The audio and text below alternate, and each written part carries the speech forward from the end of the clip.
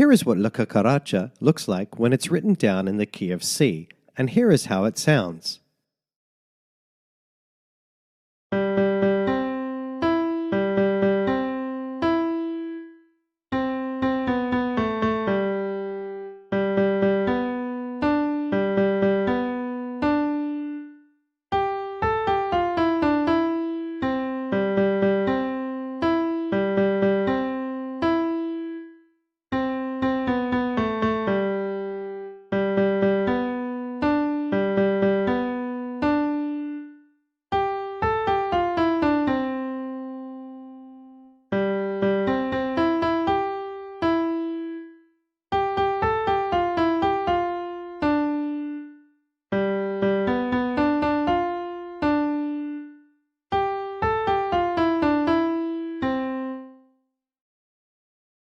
Hi guys, just wanted to say a big thank you for watching.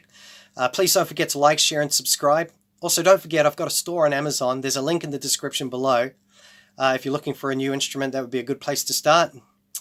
Also I've got links in the description to lots of other things like my Facebook account, my Instagram, my Twitter. I'd love to catch up with you guys there. So until next time, stay tuned.